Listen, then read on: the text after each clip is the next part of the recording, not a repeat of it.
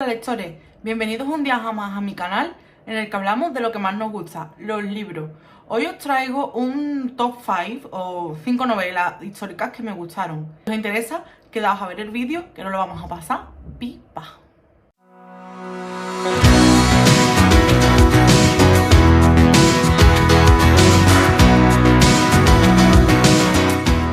Bien, como os he dicho en la intro, hoy vamos a hablar de 5 novelas históricas.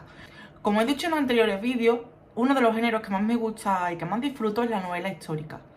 No la historia novelada, sino la novela histórica. Pues hoy os voy a hablar de 5 de ellos, sin contar con los pilares de la tierra, que ya he hablado mucho de él y quiero daros a conocer 5 menos conocidos. Empezamos por el primero. El primero del que quiero hablar es de La leyenda del ladrón de Juan Gómez Jurado. A Juan Gómez Jurado lo conocemos más que nada por sus thrillers. Él es el autor de Reina Roja, Loba Negra y Rey Blanco como trilogía, también de Cicatriz o El Paciente. Pero también es escritor de novela histórica. Yo de él solo me he leído, aparte de los thrillers, como novela histórica de la que vengo a hablaros, de La leyenda del ladrón. También tiene otra que creo que se llama El emblema del traidor, que no me he leído, pero que quiero leerme próximamente, o bueno, cuando le toque. La leyenda del ladrón está ambientada en Sevilla, en la Sevilla del siglo XVI, un siglo de oro para España y sobre todo para Sevilla como capital. No era la capital oficial, pero sí la capital por relevancia, porque aquí, bueno, aquí no porque ahora no estoy en Sevilla, pero Sevilla es la ciudad donde vivo, aquí, llegaba todo el oro que traían de las Indias, de Latinoamérica. Y era una ciudad con muchas luces y sombras y gente muy rica, pero también la mayoría de la población bastante pobre. Pues bien, en él ya nos encontramos en la novela a nuestro personaje principal, Sancho. Sancho es un personaje que vive en el campo con su familia y se queda huérfano y enfermo debido a la peste. Entonces alguien lo encuentra y lo lleva hacia Sevilla, donde este personaje va, y lo ingresa en un convento. En una de las salidas del convento, Sancho conoce a Bartolo, un ladronzuelo que le enseña los entresijos de robar y a partir de ahí forja su destino y conoce a Clara, que va a ser su gran amor. También tenemos al villano supervillano, porque en estos libros tenemos al bueno bueno y al villano villano. El villano villano es el que le va a hacer la vida imposible. Bien, ¿por qué me gusta esta novela? Primero, por la documentación. Segundo, porque es una época, a mí la Edad Media o el Renacimiento, bueno, en estas épocas, estos siglos de 15, 16, cuando los reyes católicos conquistaron las Indias, o la época de Cristóbal Colón, y sobre todo porque me interesa esa Sevilla como ciudad. Yo aparte vivo en la zona donde más se desarrolla la historia del libro, donde vive Sancho, que vive como en un recoveco de las murallas. Y yo vivo en el barrio de la Alameda, que está dentro de la muralla que aún queda en Sevilla, que aún se conserva.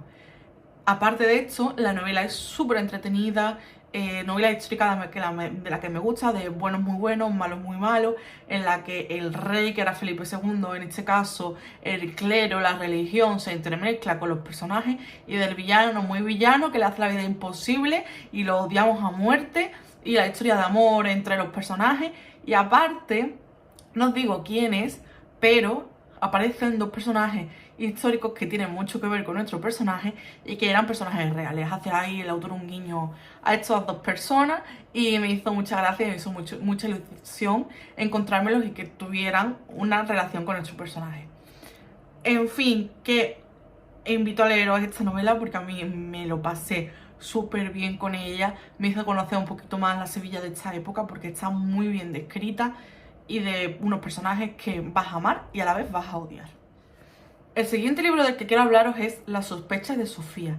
En esta ocasión nos encontramos o nos documenta Alemania del muro de Berlín, que estaba separada entre la Alemania alemana y la Alemania soviética.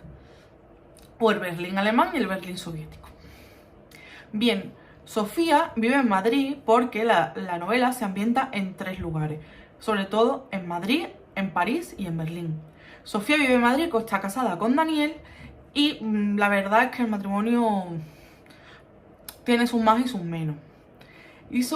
Daniel es un abogado de prestigio que trabaja en el bufete de abogados de su padre y recibe una carta en la cual le dice que su madre no es su verdadera madre, que si quiere conocerla tiene que viajar a París, y la carta incluye un billete de tren para un día y una hora concreto.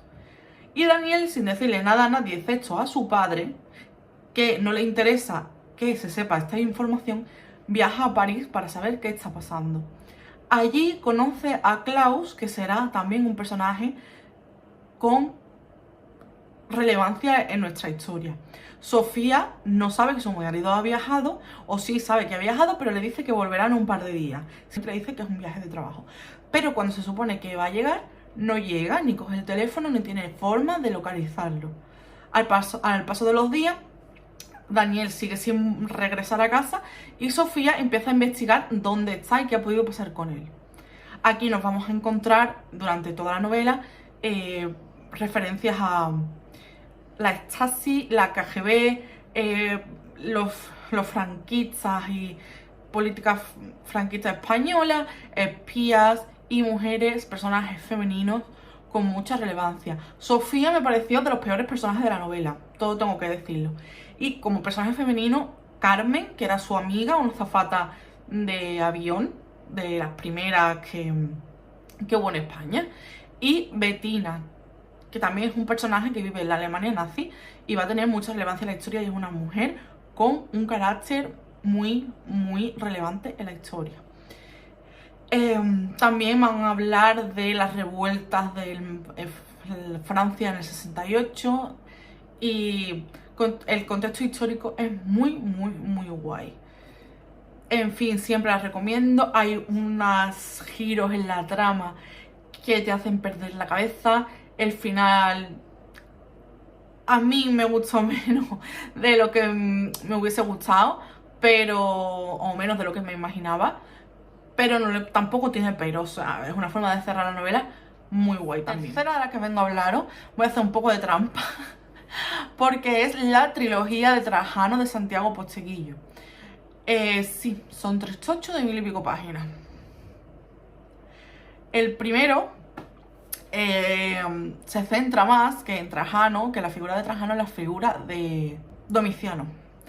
Domiciano fue un emperador bastante cruel que acabó con el periodo de paz y de bienestar que había creado su padre y su hermano Tito, y varios personajes se unen para acabar con él y con su poder y para elegir al próximo emperador entre el Senado y las personas que han acabado con él, con el anterior emperador.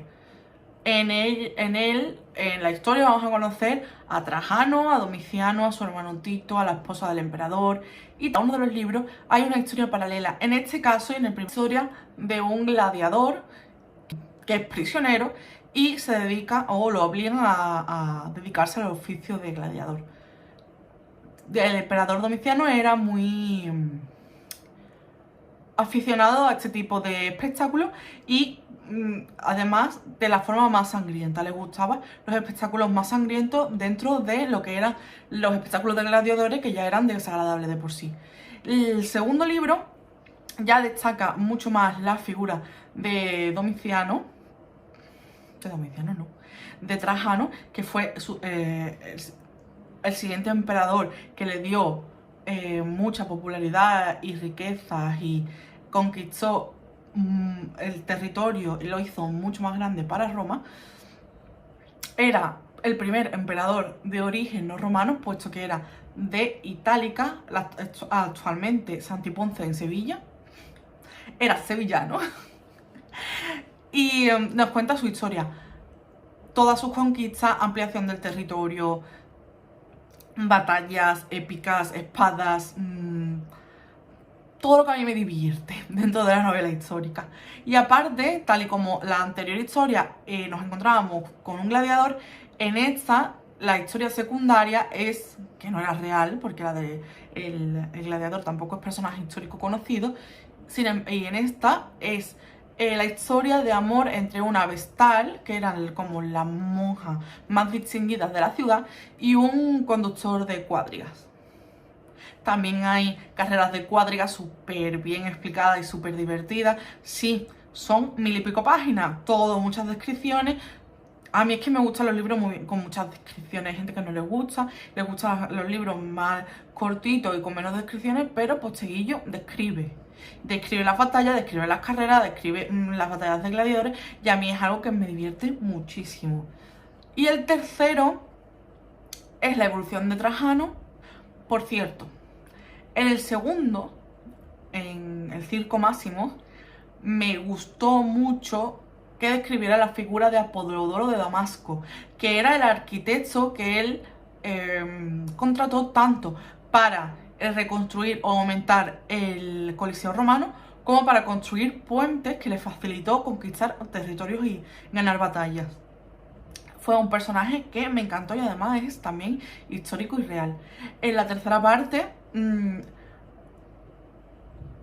Trajano se le mete en la cabeza conquistar a un territorio nunca antes conquistado, donde fracasaron varias partidas de romanos con líderes muy importantes que también quisieron conquistarlo, y fracasaron, a los que se le llaman las legiones malditas, que es lo que le da el título a la novela.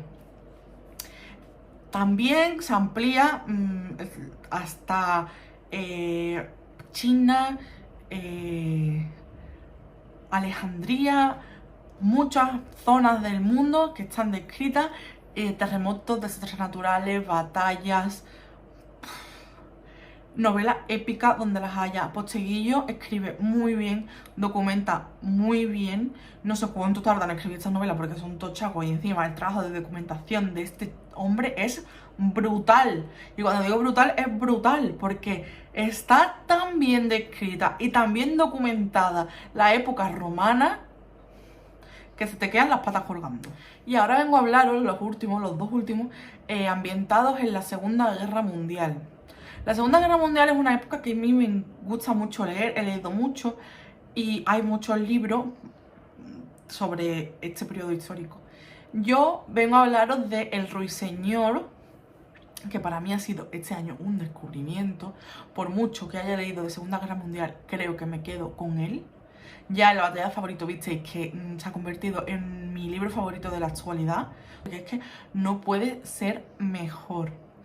En él vamos a conocer a Isabel y Viviane, dos hermanas francesas de la Francia ocupada, que una vive en París y otra, Isabel, y la otra, la mayor, vive en el campo, Vivienne, con su marido. Y a su marido lo mandan a filas, lo llaman a filas. Y ella se queda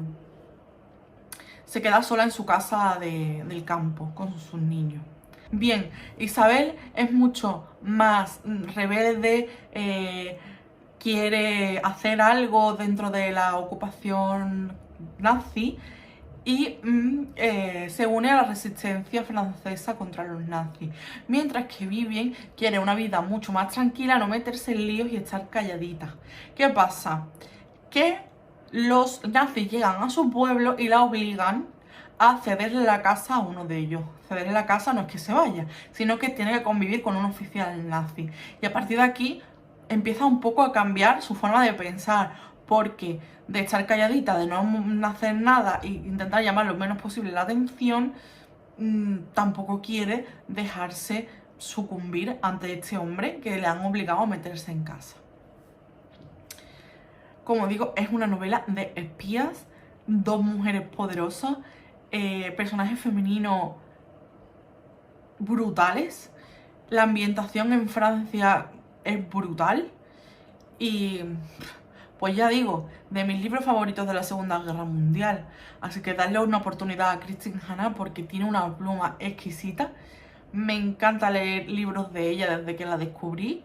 Y El Ruiseñor se lleva la palma. Es que deberíais empezar por él si os gustan las novelas ambientadas en esta época darle una oportunidad porque merece mucho la pena. Y el siguiente libro del que quiero hablaros es Lágrimas en el mar de Ruta Sepetys. Hay hechos que no conocemos realmente y este es uno de ellos. La historia gira en torno al naufragio de un barco alemán que torpedearon los rusos. Siempre conocemos la historia del Titanic, ¿verdad? En el que murieron casi 2000 personas.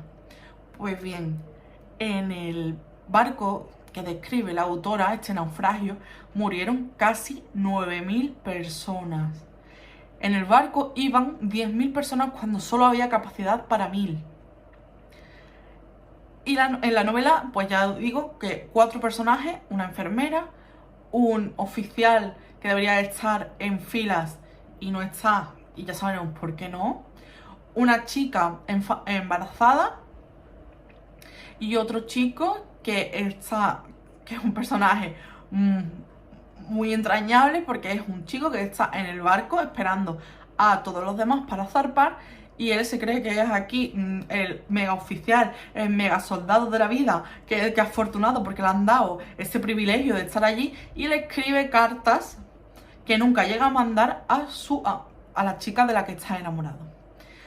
Vamos a seguir a estos 4 personajes durante toda la novela, en la que se cruzan unos con otros, se conocen y tienen que ver con toda la trama de la novela. Se cruzan y sus vidas empiezan a estar ligadas. Y aparte, como telón de fondo, este naufragio que sabemos que va a pasar y no sabemos qué va a pasar con nuestros personajes, porque ellos se dirigen hacia este barco. Bien, pues la novela es súper rápida a leer, con capítulos muy cortos, es muy amena, te habla de cada personaje para luego unirlos y aparte conocer este suceso de la historia que no conocemos, en la que se perdieron 9000 vidas y está enterrado en el olvido hasta que la autora, Ruta Sepetys, decidió sacarlo a la luz, y la novela merece también mucho la pena. Y bien, estos son los 5 libros de los que quería hablaros. Espero que los apuntéis si no lo habéis leído, porque merecen mucho la pena. Unos más, igual os pueden interesar unos más, otros menos, de varios periodos de la historia, en general del siglo XX, porque a mí me gustan mucho, como he dicho, las historias de las guerras o de los conflictos históricos del siglo XX, pero también del siglo de oro de Sevilla y de España, en el siglo XVI y el descubrimiento de América. Espero que os haya gustado, os lo hayáis pasado pipa, como dije al principio del mensaje. Como dije al principio, yo confundo mensaje, vídeo, libro, y ahí tengo un cacao mental que yo no sé por dónde voy a salir. En fin, espero que os haya gustado, que os hayáis divertido, que os lo hayáis pasado pipa, como dije en el principio del vídeo, y nos vemos en el siguiente.